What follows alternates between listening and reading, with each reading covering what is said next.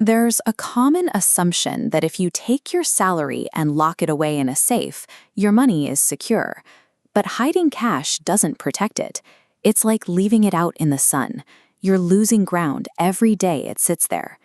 Think about what $5 bought you 10 years ago. It could buy a full meal. Today, that same $5 bill might only get you a coffee. This is inflation. As consumer prices rise, the purchasing power of your money drops. You still have the same $5 bill, but it represents a smaller volume of food, fuel, or housing than it did a decade ago. If your salary stays flat while prices go up, you're effectively taking a pay cut.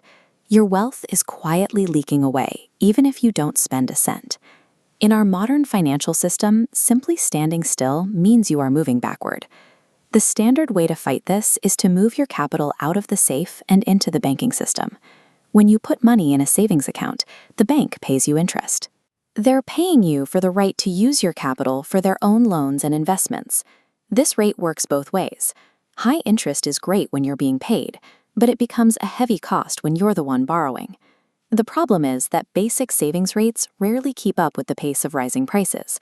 Earning 1 or 2% interest isn't enough to stop the erosion of your purchasing power. Basic interest acts as a buffer, but it won't actually grow your wealth over the long term.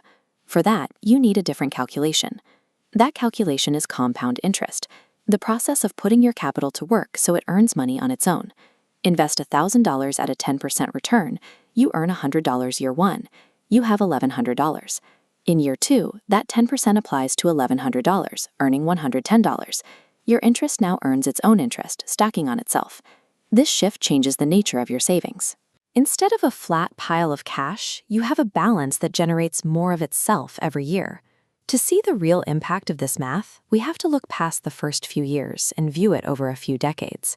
On a 30-year graph, saving cash linearly creates a slow, steady climb, but the compound interest line curves radically upward, leaving the linear path behind. By year 30, the vast majority of your wealth is just interest stacking on itself.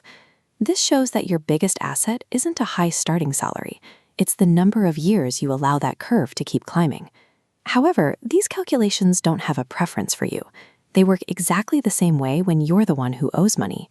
Credit card debt uses this same curve to overwhelm borrowers. When you carry a balance, the bank charges you interest on your previous interest, making the debt grow faster every month you don't pay it off.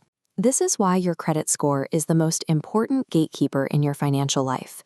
It's a 3-digit rating that tells banks how likely you are to pay them back. A high score gives you access to much lower interest rates on homes and cars. By reducing the cost of borrowing, you spend less on interest and keep more of your own money. Every dollar you save on a lower interest rate is a dollar that can be redirected into your own investments, where the curve can start working for you instead of against you. Sustained financial growth isn't about finding a secret shortcut. It's about staying on the right side of these rates and letting the clock do the heavy lifting for you.